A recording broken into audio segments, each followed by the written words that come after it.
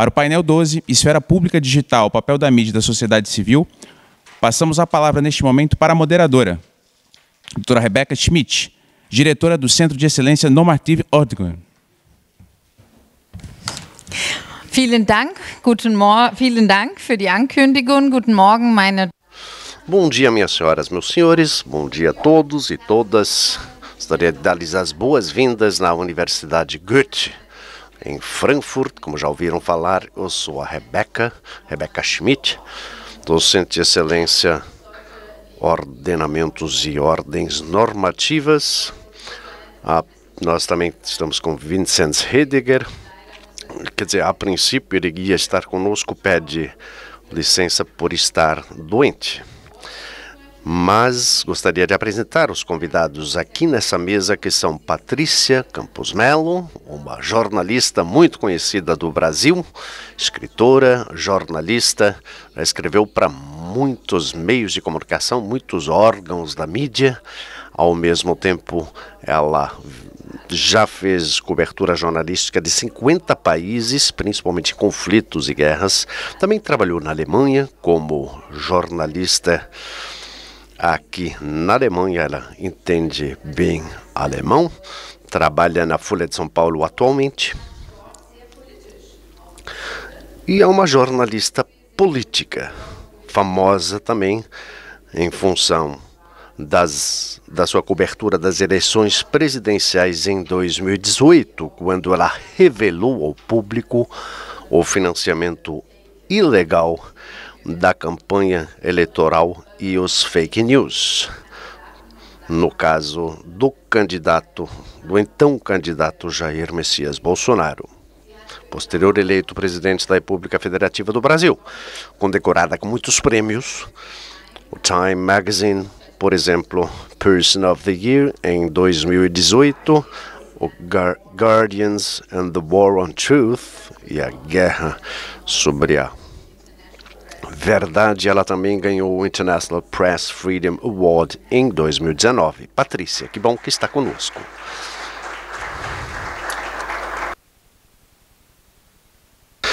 Paula Macedo Vaz é brasileira, escritora, produtora de artes. Em sua primeira vida, como eu, cursou Direito, trabalhou como advogada em São Paulo. Hoje também está na Alemanha há mais de 30 anos, ou quase 30 anos. Ela se doutorou no juiz do Tribunal Constitucional Federal Ferdinand Kirchhoff, Tübingen. Em 2013, ela começou a trabalhar com arte e cultura, tendo sido organizadora da participação do Brasil na Feira do Livro. Hoje ela constrói pontes entre os dois países, é pontífice entre a Alemanha e o Brasil na área da cultura. Trabalha também como presidente da Fundação do Museu de Artes Aplicadas. E nos últimos anos, ela apareceu como escritora. Principalmente seu livro atual, que eu gostaria de comentar, é Reden wir über Demokratie. Vamos falar sobre a democracia. São 14 ensaios, publicados no ano passado, como as crônicas nos jornais brasileiros. Esse é o estilo, ou seja, o formato literário. Ela se manifesta sobre situações na Alemanha, em parte instigada a escrever pela situação que enfrentamos com Jair Messias Bolsonaro. Ela também é cofundadora do Netzwerk Paulskirche, da rede Igreja Paulskirche. Bem-vindo, Paula.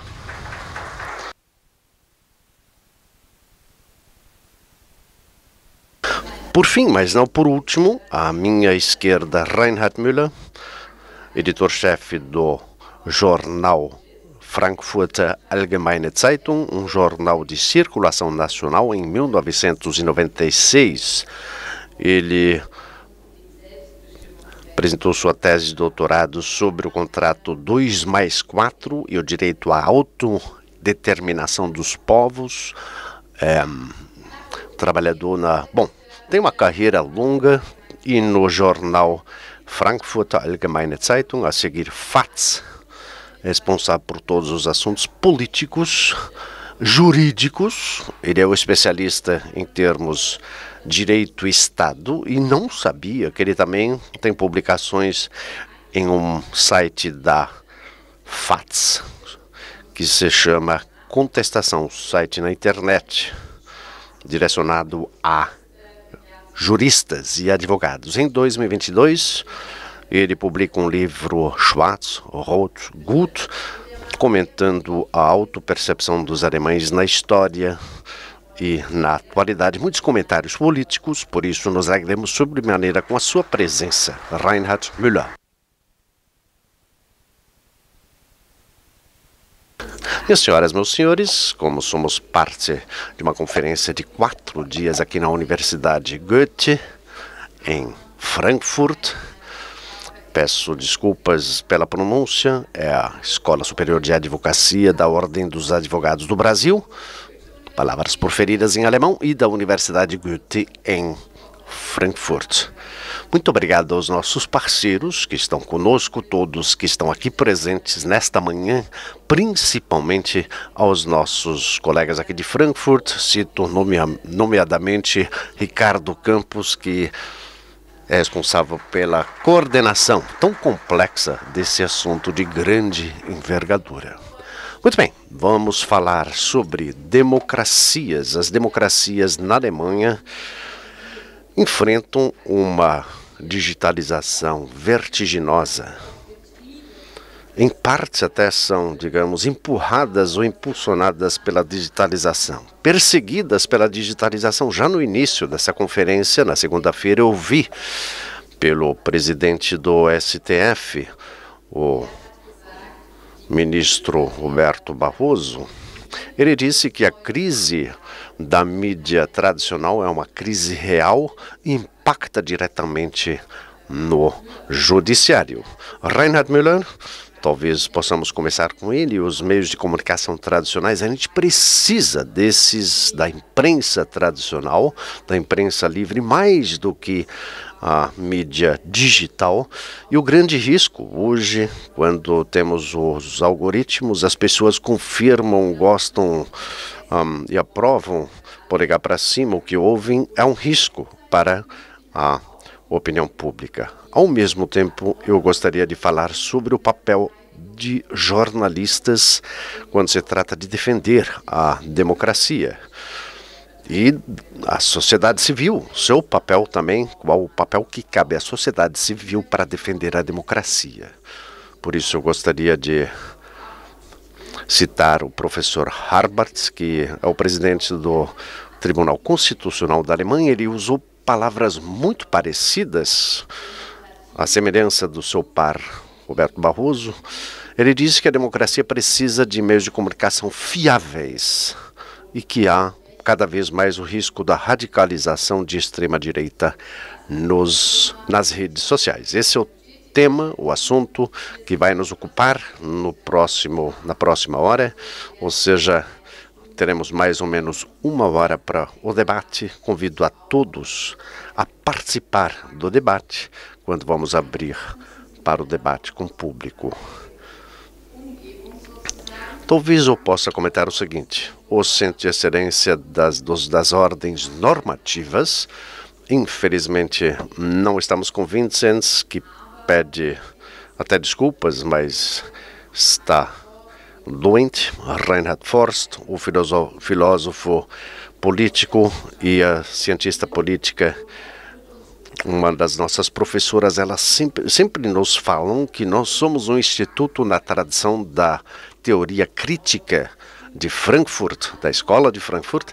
Ora, isso não condiz com 100% da verdade, mas tem a ver conosco. Por isso, eu vou sempre fazer referência a Habermas, por exemplo, Jürgen Habermas, que muito falou sobre a transformação estrutural, as mudanças estruturais da esfera pública. Ele acaba de publicar um livro ou de lançar um livro, a ser lançado em dezembro, para sermos um pouco mais concisos, e ele falou que a arte gráfica, ou seja, as gráficas transformaram as pessoas em leitores. A digitalização transforma os seres humanos em escritores ou autores de conteúdos. Aí Habermas até se pergunta quanto tempo levou até que todos aprendessem a ler? E quanto tempo vai levar no momento em que todos vão se tornar jornalistas, escritores e autores de textos? Talvez possamos começar pelos jornalistas e pelas jornalistas. Patrícia, o papel tradicional da jornalista nesse sistema, na esfera pública digital, mídia tradicional, mídia digital, e quais os riscos inerentes ao ofício, à profissão. Qual o papel da jornalista crítica e os meios de comunicação tradicional? Qual o papel que lhes cabe? Eu vou falar em português, meu alemão está um pouco enferrujado. Eu compreendo muito bem, mas de qualquer forma... Pelo convite, obrigada, Ricardo, obrigada a todos vocês. Uma honra estar aqui. A Rebeca citou a fala do ministro Barroso na segunda-feira, e uma das coisas, quando ele falou da importância do jornalismo profissional, é que as pessoas partam de uma base comum de fatos. A Nobel da Paz, Maria Ressa, que é jornalista, também fala disso, da necessidade das pessoas compartilharem ao menos fatos comuns, uma crença comum, aliás, uma crença numa realidade comum. E eu acho que o que a gente presenciou nos últimos anos com a ascensão de líderes populistas, vou citar alguns aqui, tanto à esquerda quanto à direita, poderia dizer Viktor Orbán na Hungria, Duterte e agora Bongbong Marcos nas Filipinas, Bolsonaro no Brasil, Trump nos Estados Unidos, Ortega na Nicarágua, é que interessa esse tipo de líder você eliminar o filtro da imprensa tradicional. Você ter um contato direto com seus apoiadores, sem nenhum tipo de contestação e questionamento ou checagem, é o melhor dos mundos para um político. E muitas vezes o que a gente vê hoje nas redes sociais, na internet em geral, é que as pessoas podem escolher suas fontes de informação. Basicamente, as fontes de informação que concordam com as crenças anteriores das pessoas. Então, você escolhe como se informar com fontes que concordam com você. Então, o papel da imprensa, nesse sentido, é ser chato, eu diria, em poucas palavras, porque é a pessoa que tem como função profissional checar os documentos, checar as informações, contestar as informações das autoridades. Isso é muito saudável, isso é um dos freios e contrapesos, né, checks and balances, da democracia. E, como parte dessa ascensão desse populismo, eu acho que há duas ameaças. Uma é que faz parte do playbook desses líderes atacar a credibilidade da imprensa, né? É importante você, para conseguir não ter esse intermediário, para conseguir falar diretamente com os seus apoiadores, você descredibilizar o jornalista profissional, você dizer que ele tem um parti-pris, que ele tem um partido, que ele sempre é partidarizado. E, por outro lado, o novo ambiente digital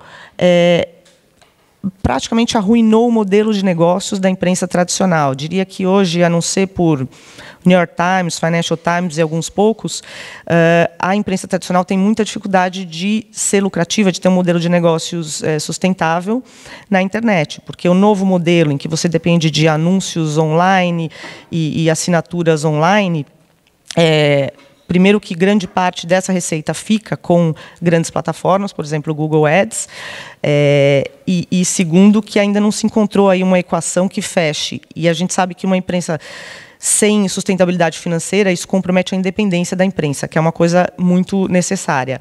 Então, acho que é muito interessante tudo que se discutiu aqui em termos de regulação de ambiente digital, e também de ter essa valorização da imprensa tradicional. Só queria fazer uma ressalva. A gente tende a ficar um pouco vamos dizer, saudosista e achar que o passado da imprensa era todo perfeito. E não, a gente também não tinha um ambiente absolutamente democrático de imprensa, você tinha oligopólios tomando conta da mídia tradicional também.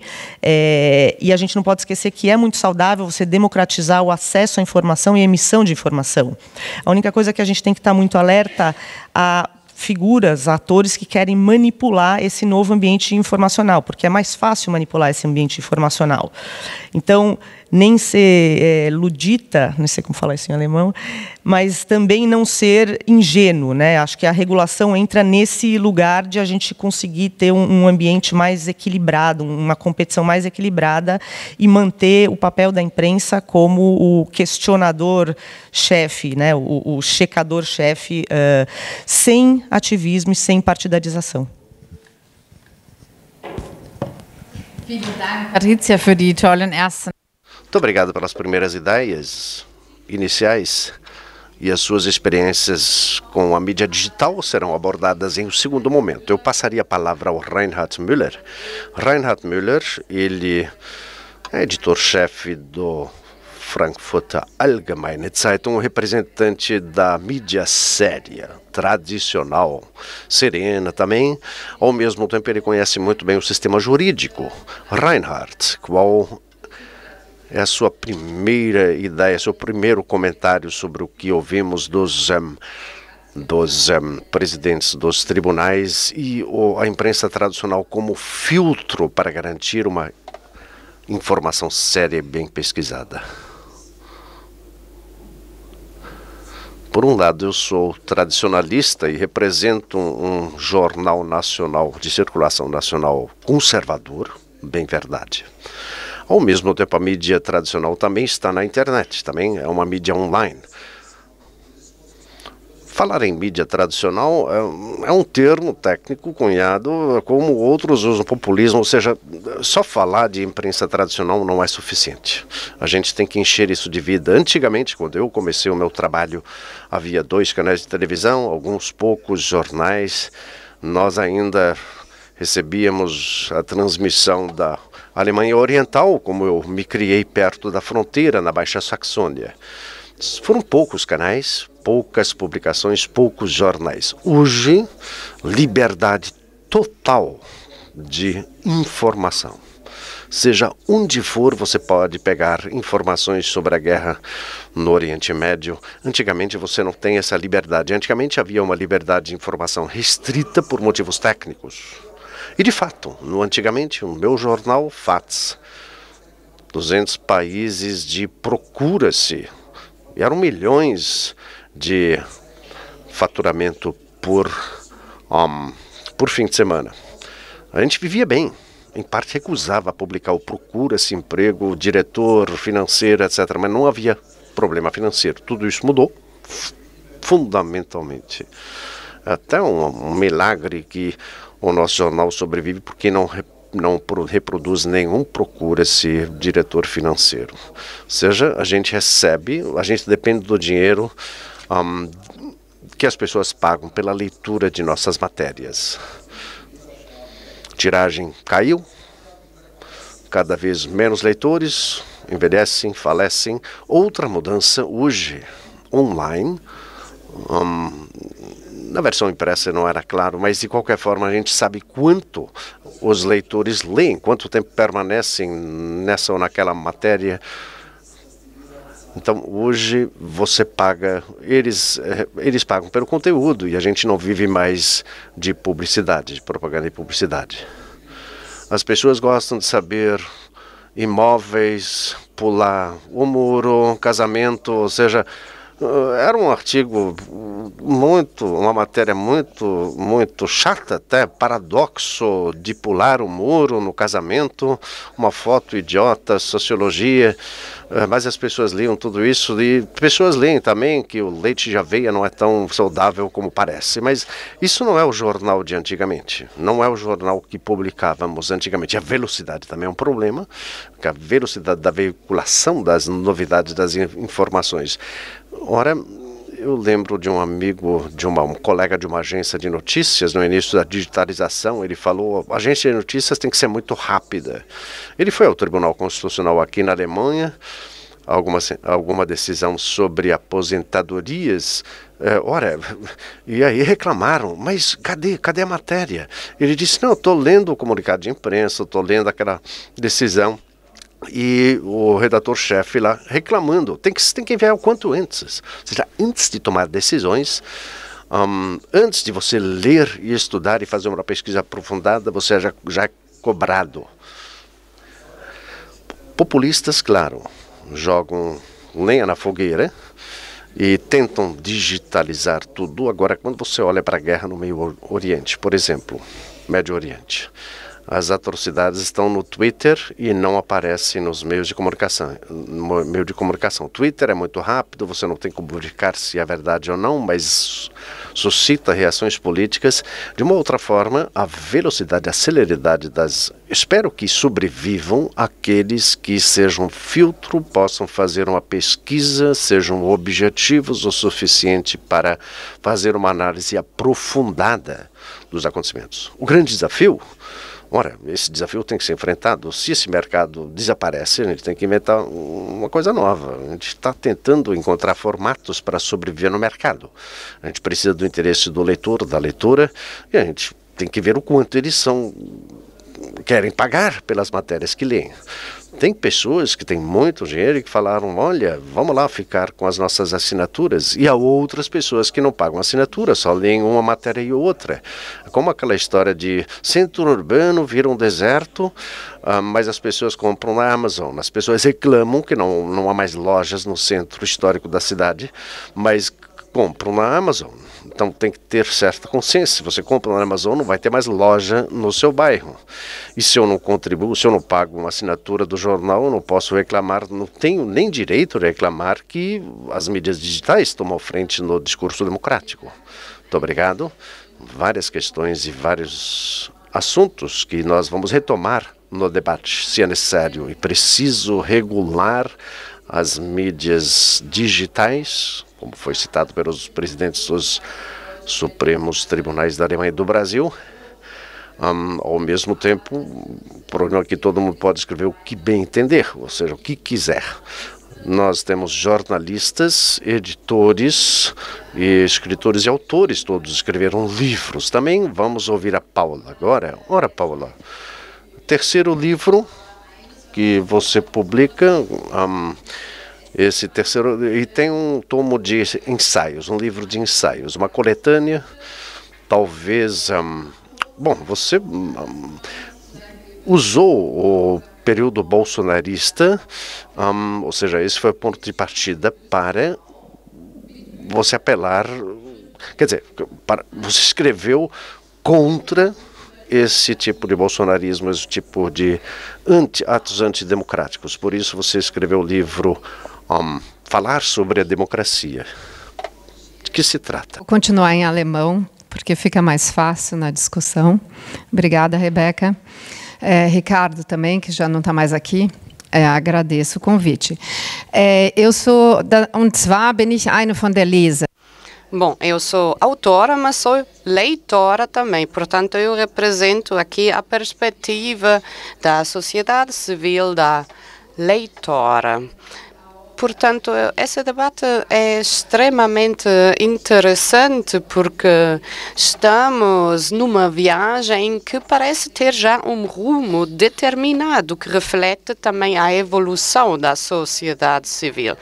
Portanto, os meus livros surgiram sempre de uma situação concreta, são uma reação a momentos políticos concretos, exatamente como a iniciativa Red Paulskirche, uma iniciativa que iniciamos há 3 anos atrás, com atores da sociedade civil, autores de livros, etc.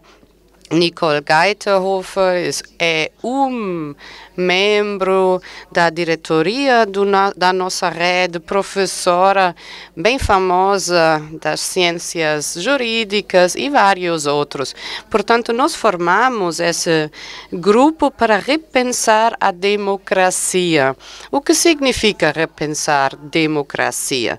Bem, começamos com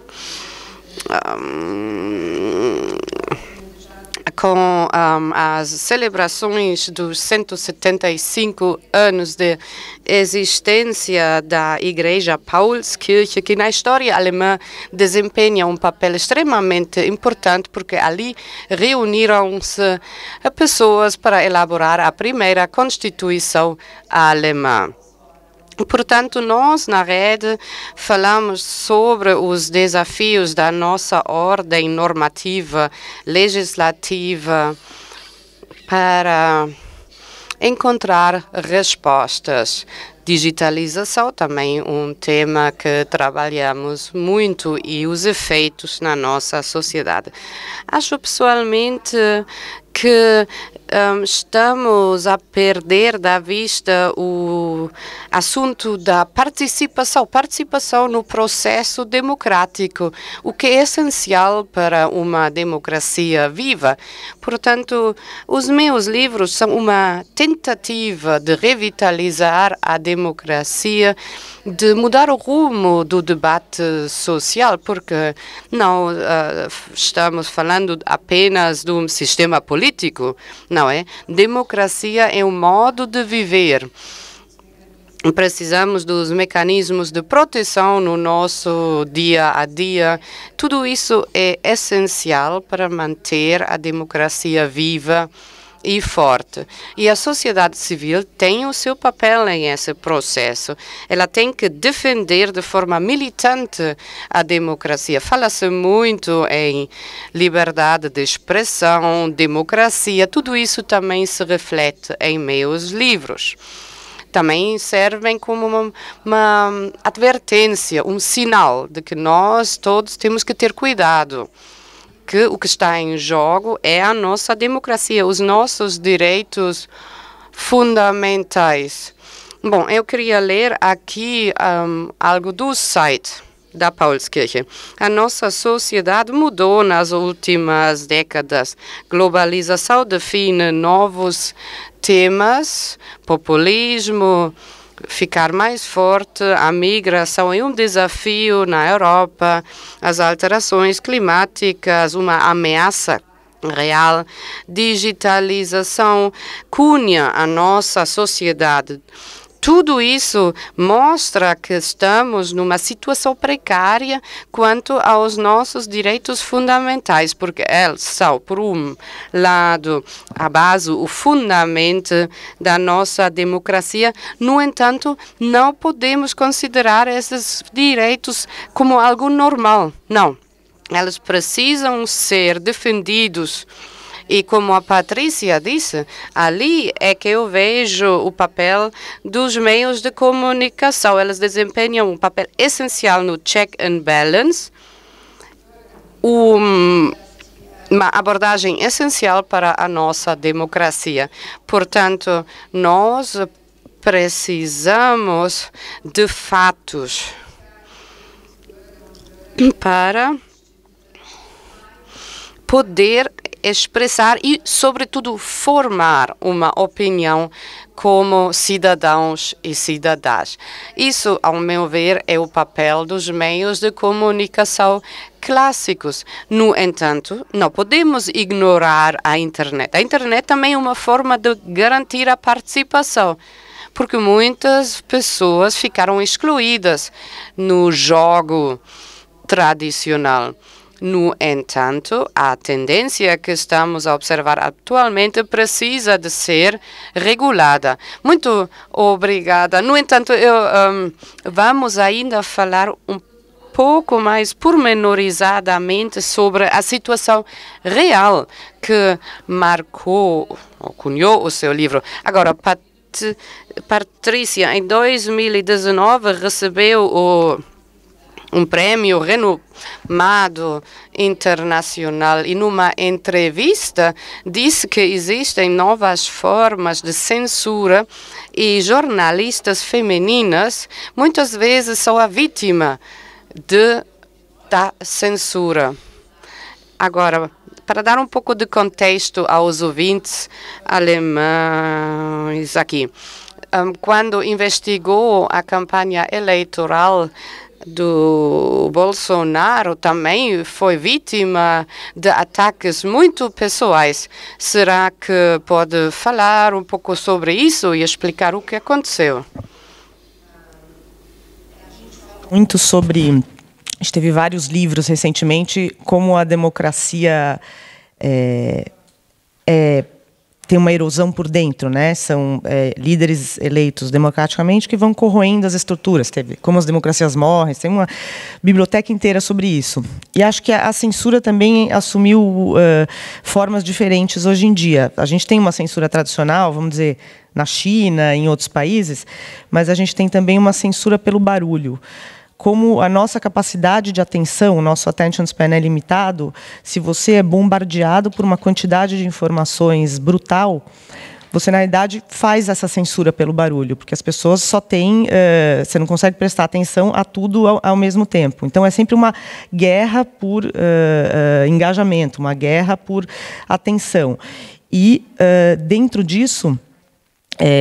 dentro dessa censura pelo barulho, como as redes sociais, em muitos casos, se tornaram ambientes muito tóxicos para grupos minorizados, sejam mulheres, sejam negros, sejam integrantes do LGBTQIA+, você acaba censurando esses grupos, né? É interessante isso.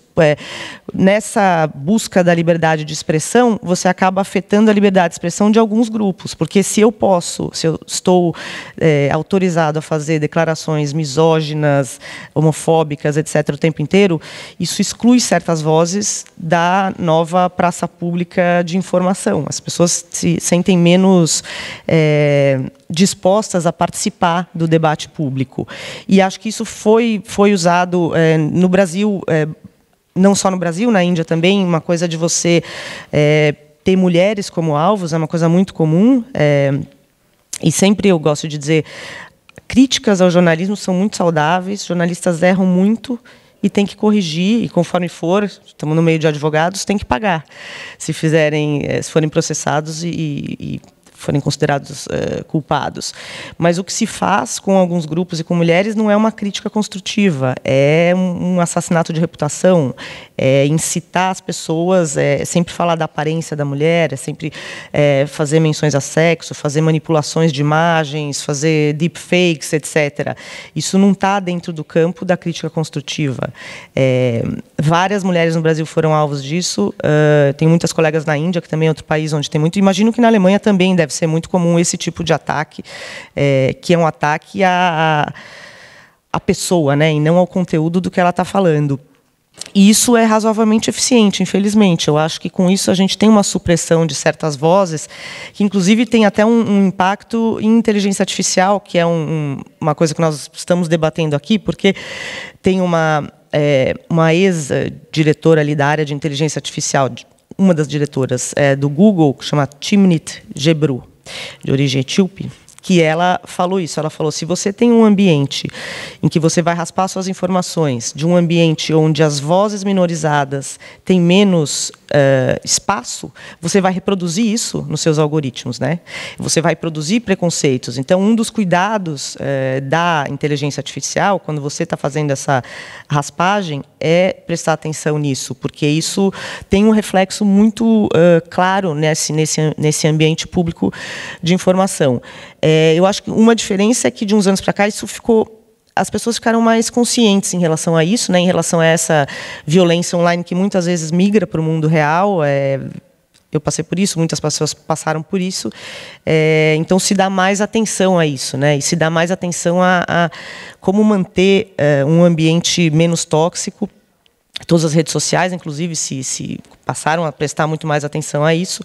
E acho uma coisa importante para a gente pensar. Vielen, vielen Dank. Lassen Sie mich das... Muito obrigada. Reinhard Müller A Patrícia falou da situação no Brasil. No entanto, você também falou que aqui na Alemanha temos também essa situação. Por um lado, temos a liberdade de imprensa garantida como direito fundamental. Hoje em dia, cada vez mais pessoas têm acesso às informações. E voltando a essa situação de Habermas, que hoje todos podem ser autores. No entanto, como ouvimos agora da Patrícia, todo esse processo também leva à exclusão de grupos minoritários. Então, quanto à situação aqui na Alemanha, nós sempre achamos, o nosso ideal é que o melhor argumento é o que vencer. Será que isso se aplica ainda hoje? Bom, eu acho que a digitalização evidencia mais ainda os problemas que existiam desde sempre. Antigamente, os leitores tiveram a possibilidade de enviar uma carta com a sua opinião, e nem todos foram publicados depois no jornal. Hoje em dia é diferente. Nas edições digitais, muito mais pessoas têm a possibilidade de colocar comentários por baixo de artigos. E nós temos que controlar mais esses comentários, sobretudo quando incluem conteúdos puníveis. Portanto, temos pessoas que ultrapassam as normativas legais nos seus comentários como autores, e isso tem que ter consequências penais. Bom, estamos falando aqui dos meios de comunicação tradicionais. Existem ainda a FAZ é exemplo, ou a Folha de São Paulo. No entanto, são os jornais pequenos locais que estão sob extrema pressão, e ali temos muitas vezes apenas um jornalista, um redator que tem que organizar tudo, e ali também já não temos regulamento ou controle nenhum. Isso também requer alguma solução. Soluções muitas vezes invocadas são mais subsídios públicos, mais apoio pelo Estado, mais apoio para os meios de comunicação, TV, rádio, públicos. Elas são aqui na Alemanha fortemente subvencionados. Elas recebem 8 bilhões de euros anualmente, e nós, como jornais privados, estamos em concorrência direta com elas. Portanto, essa tendência de reclamar mais regulação, mais subsídios, eu não estou muito a favor disso, tenho que dizer. Ao meu ver, o objetivo deve ser criar um espaço público onde são disseminadas informações baseadas em fatos. Hoje em dia, as grandes plataformas trabalham com algoritmos para a disseminação de informações, mas bem, eu não confio apenas no mercado como força reguladora, isso não. No entanto, o papel do Estado é regular ou não do Estado, do jornal, é regular quando houver atos puníveis pela legislação penal. Isso é o que requer regulamento. Temas atuais, racismo, Oriente Médio, isso são temas que ressuscitam muitos comentários, e nem sempre temos os recursos humanos para rever todos os comentários, deletar os comentários. Portanto, acho que se não conseguirmos criar esse espaço público, então o foco deve estar mesmo em punir aqueles que ultrapassam o que a lei estipula. Muito obrigado. O Reinhard Müller fez um comentário, ou falou sobre um aspecto que foi mencionar o partido AfD. Só para explicar para os convidados brasileiros que têm uma posição da extrema-direita, populistas, e aqui na Alemanha, né, nós estamos falando aqui não sobre o Brasil, mas sobre a Alemanha. Aqui no Estado Federado de Hessen, neste final de semana, no último final de semana, tivemos eleições, e na Alemanha foi dito, ok, principalmente nos antigos Estados Federados que formavam a República Democrática da Alemanha, havia uma grande aprovação desse partido da extrema-direita, e aqui nos Estados Federados da parte ocidental, não. Mas, dessa vez, o resultado para este partido foi de 18,4%. Então, nós vimos que também aqui nós temos uma radicalização. O presidente Barroso e o professor Haber já disseram isso também, que nós temos aqui uma radicalização cada vez maior também da mídia. E as vozes da extrema-direita na rede, na mídia, está se tornando cada vez mais forte. E, cara Paula, você já descreveu o engajamento da sociedade civil, o engajamento na Paulskirche durante os últimos anos. Você apoiou campanhas, e nós tentamos, então, argumentar contra aquilo que foi dito na rede pela AfD. Por que isso não funcionou? O que nós teríamos que fazer de forma diferente no futuro? Bom, nos últimos meses aqui em Hessen, nós realmente tentamos fazer uma campanha pública para motivar os eleitores de participar nessa eleição. Isso é um pouco diferente do Brasil, porque no Brasil você tem a obrigação, né, de participar na eleição. Aqui não, é um direito facultativo, e realmente nos últimos anos cada vez menos pessoas participam das eleições. Às vezes a participação aqui na Alemanha está em 24% ou 30%, e isso praticamente já não é mais um resultado representativo.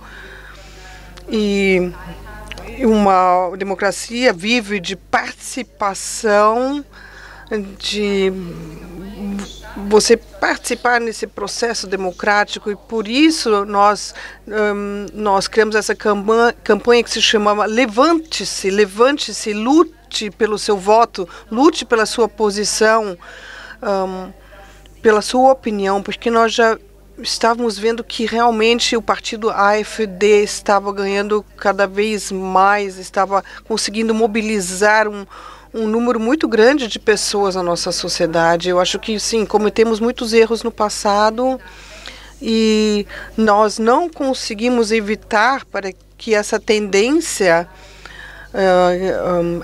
na nossa sociedade de ir cada vez mais para a direita, isso nós não conseguimos evitar. A mesma coisa, né? O Bolsonaro tentou isso no Brasil, tentando eliminar a divisão dos poderes, atacando jornalistas. Isso não é somente um tema brasileiro, mas é um tema que nós vemos em muitos lugares do mundo atualmente. O conflito da democracia não está somente entre os liberais, liberais, mas a democracia homogênea e heterogênea. E aqui nós temos que ver onde uma minoria tem uma chance num sistema democrático, onde existe essa tendência de fazer com que cada vez mais as posições sejam iguais, onde somente aqueles que realmente têm uma voz alta podem participar na discussão. Quer dizer que nós tentamos cada vez mais forçar as perspectivas diferentes, porque nós temos uma responsabilidade também perante a nossa sociedade, o contrato da nossa sociedade, que é o que nos une como sociedade, o que possibilita que as nossas instituições funcionem, que nós, por último, tenhamos uma democracia saudável. E eu, por isso, acredito que é uma tendência no mundo todo, sim.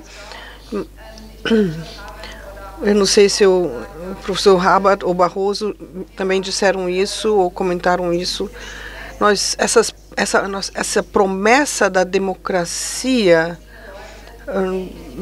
no momento, não é uma realidade, porque as pessoas pensam que a democracia, na teoria, é o melhor sistema, mas no seu dia a dia, eles não experimentam isso, não se sentem ouvidos, se sentem excluídos do processo democrático. Eu acho que isso é a nossa tarefa como pessoas que formam a opinião pública. Essa é a nossa tarefa para nós também como cidadãos, de reintegrar as pessoas no processo democrático, motivá-las de participar nesse processo. Muito obrigado. Esse aspecto é muito importante. Eu gostaria de olhar para vocês também, vocês como jornalistas, sociedade civil, Estado de Direito, o que nós podemos fazer. Isso é um fenômeno a nível mundial, foi descrito por parte do Brasil. Nós falamos sobre a eleição aqui, Estado Federal de Hessen.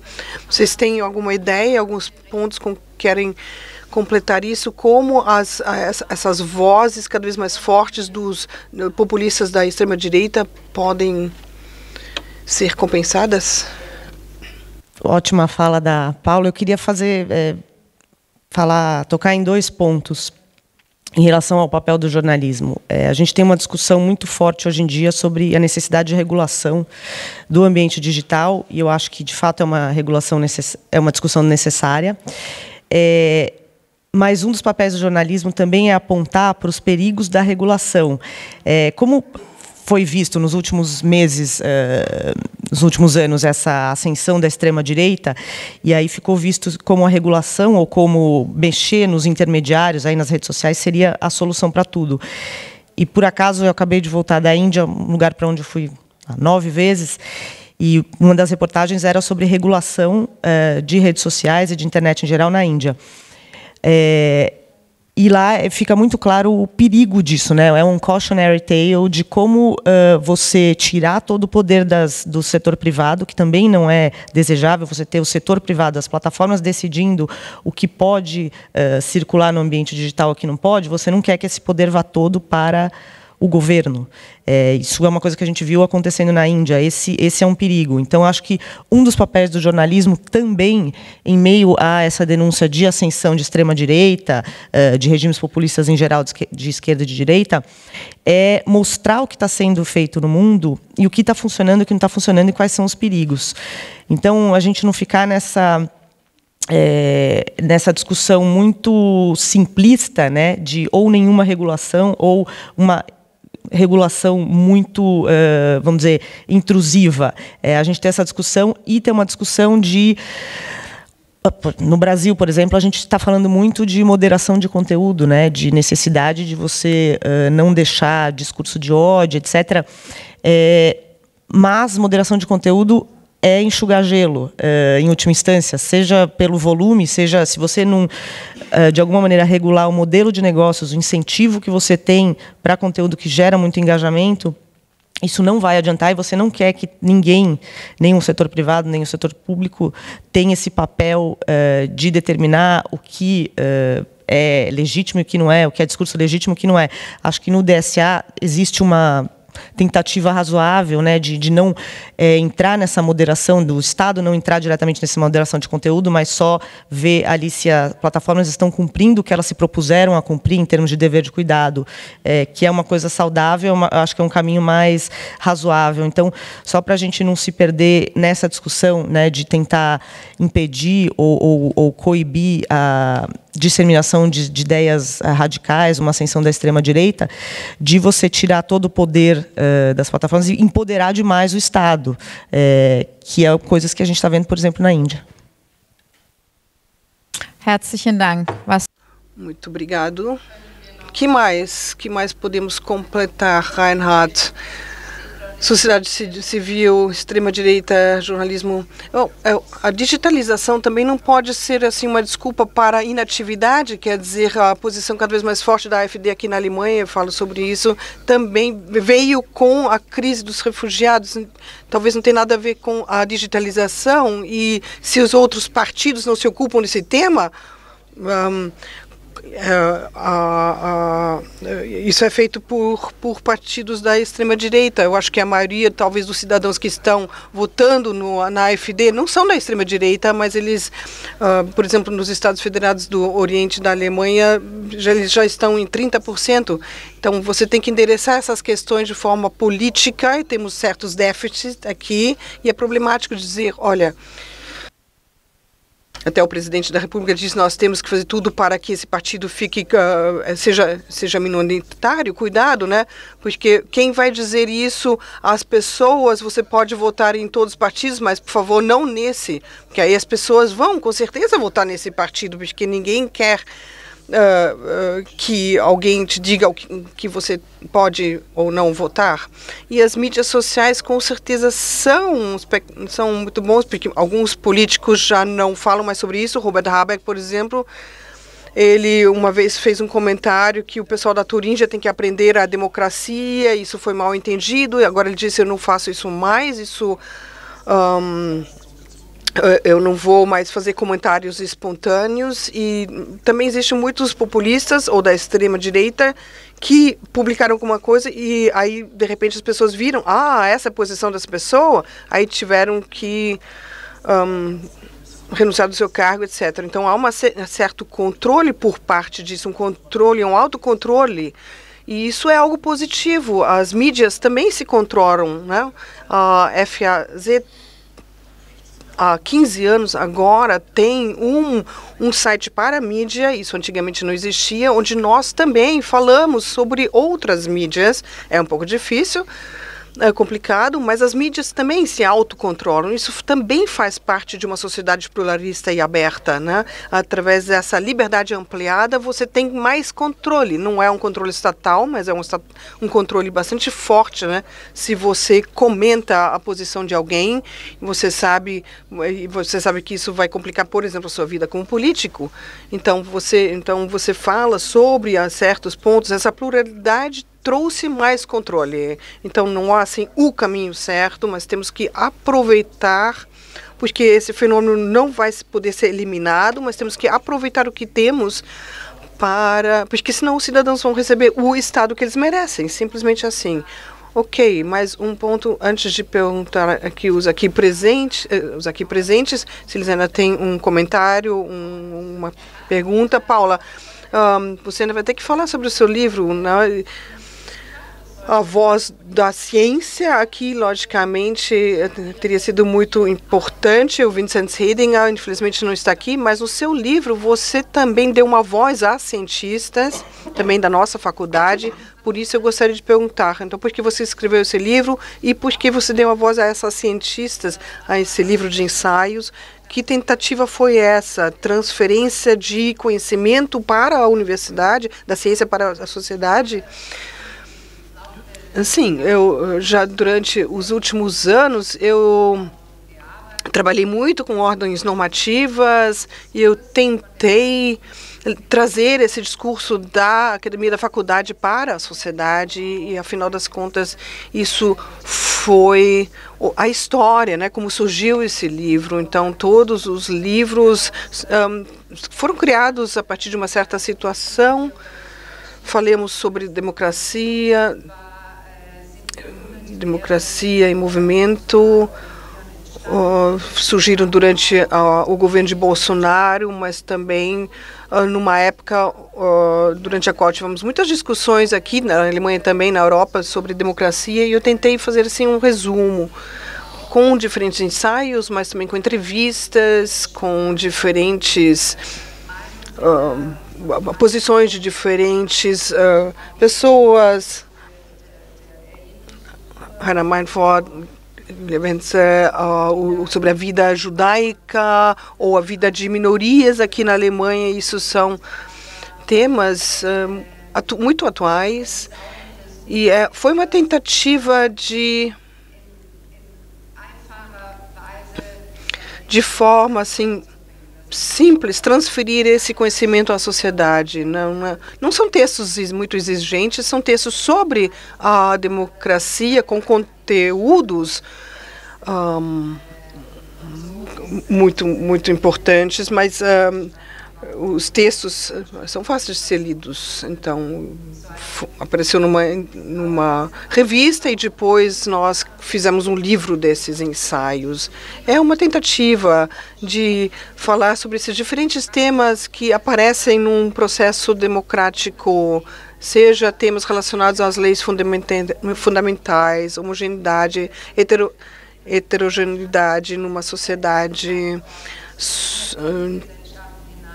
trazer isso para dentro da sociedade, para que nós possamos discutir mais sobre isso, porque eu acho que isso é mais necessário do que nunca, tendo em conta esse desenvolvimento no mundo todo. Muito obrigado, e eu gostaria de dizer isso em nome da Universidade de Goethe. É muito importante para nós ter esse intercâmbio, principalmente no que tange temas tão importantes, uma discussão jurídica, mas também interdisciplinária, levando em consideração as diferentes vozes da ciência, com as vozes da prática, dos jornalistas, com o engajamento da sociedade civil. Esse intercâmbio é extremamente importante e também transfronteiriço. Assim que muito importante ter aqui essa oportunidade de discutir aqui, ter aqui convidados do Brasil, da Alemanha, outros estudantes. Por isso, muito obrigado por essa iniciativa. E agora nós temos a oportunidade de ouvir aqui propostas, ideias alternativas, aquilo que ouviram aqui, ou colocarem uma pergunta para tirar uma dúvida, seja o que for. Nós ficaremos felizes de ter aqui ainda uma discussão, um debate. Mas eu acho que nós fizemos aqui essa conferência, esse intercâmbio é muito importante. Nós, nessa faculdade, temos que deixar a nossa torre isolada, temos que descer, participar, incluir, não somente com e isso com toda a sociedade europeia e transnacional. Agora, a sua vez, ficaremos felizes. Vamos buscar um microfone.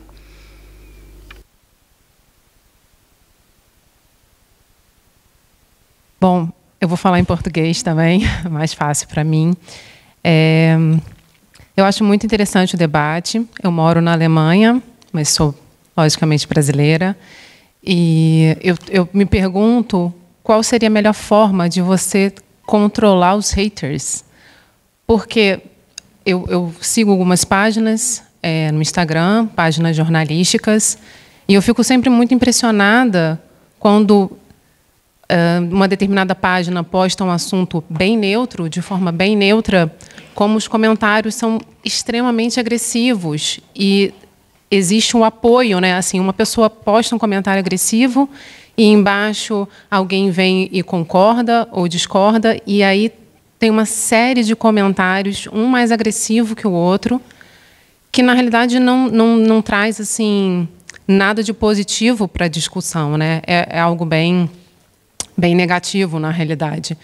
E eu vejo mesmo, assim, o meu marido é alemão, então eu também acompanho algumas páginas de jornais alemães, e também tem essa mesma postura. Às vezes você tem uma reportagem super neutra sobre um determinado assunto, e em seguida dessa mesma página tem uma série de comentários totalmente desnecessários e agressivos, de cunho discurso de ódio, né?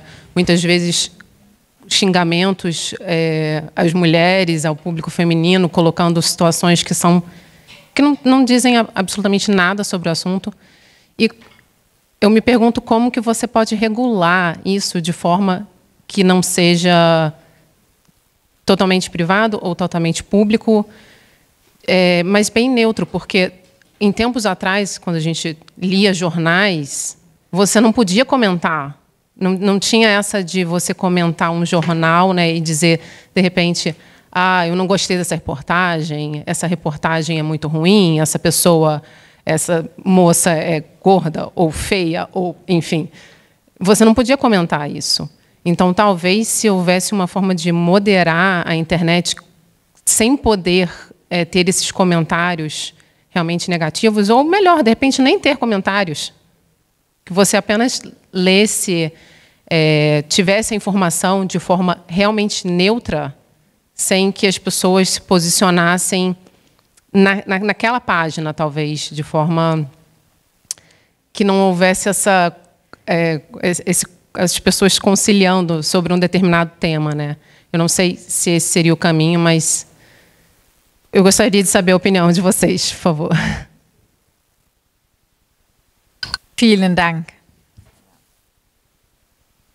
Ich glaube,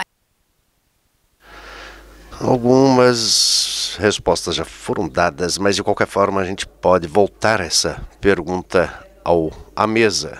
Coisa dos comentários, até o Reinhard estava falando sobre isso.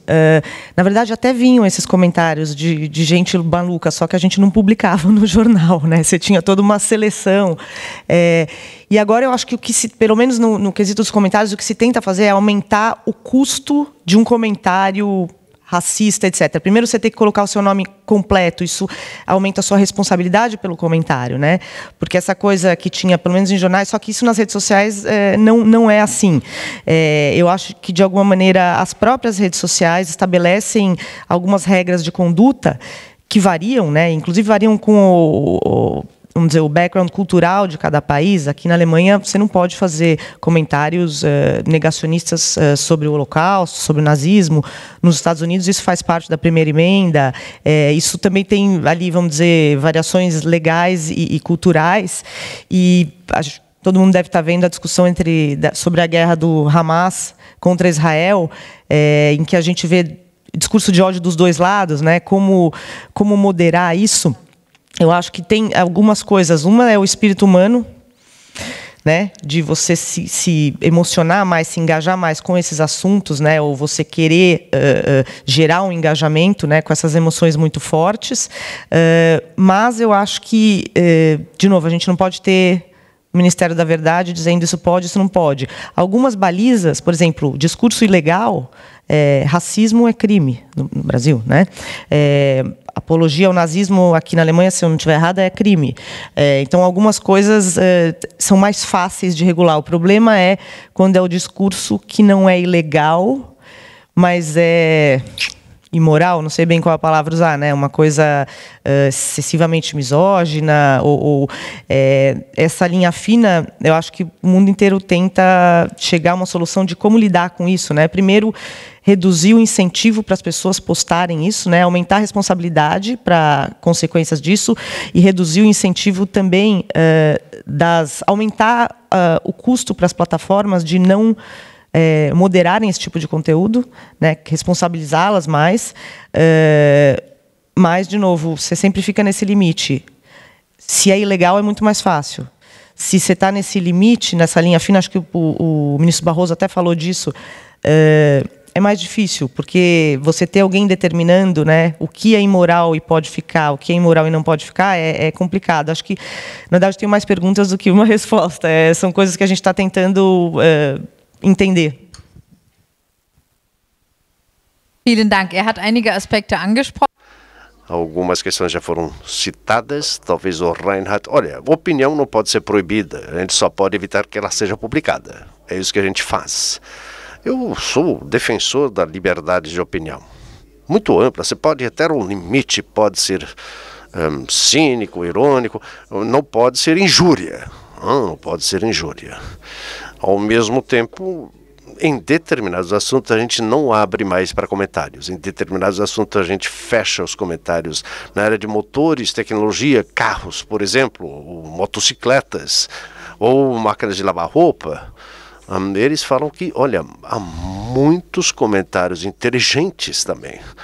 Muitos que contribuem para há determinados tópicos que suscitam a raiva de pessoas que querem se manifestar dessa forma, mas se você não permite nenhum comentário, Oriente Médio, você também vai eliminar todos que têm alguma ideia interessante. Cabe a nós fazer uma autocrítica. Antigamente era fácil, era um monopólio da opinião. Nós que fazíamos, éramos os formadores de opinião, até publicávamos ou não as cartas de leitores. E não sabíamos lidar com crítico, e ninguém nos criticava diretamente como agora na mídia social, nas redes sociais. Então, essa crítica você tem que enfrentar, você não pode fugir dessa crítica. Antigamente era fácil, não publicamos, porque é injúria, não publicamos, porque não contribui para nada. Agora, nas redes sociais eu não tenho como evitar que pessoas me critiquem, a não ser que as pessoas cometam algum ato criminal. Veja bem, coordenar esses debates é complicado, talvez fechar a sessão de comentários e iniciar persecução penal de quem... eu lembro de uma política do Partido Verde que visitou as pessoas em casa, aquelas pessoas que haviam proferido discursos de ódio. Ela impressionou muito essas pessoas. Ninguém pensava que, olha, ela vem me visitar, ela vem querer conversar comigo. Se de repente a pessoa bate na sua porta, diferente do que você acabar com a raça dessa pessoa na internet. Claro que, em parte, não temos nem como identificar quem pratica crime na internet. Isso é frustrante, porque o IP se encontra em outro país. Mas se não temos como chegar à persecução penal de atos ilícitos ou ilegais, aí teremos um espaço sem direito, um espaço anormado, sem normas, não normatizado. Agora, daí, nesse caso, deveríamos interferir para evitar que se crie um espaço sem normas. Outras perguntas, dúvidas, comentários por parte do público? No fundo, nós exploramos o pleno potencial do assunto.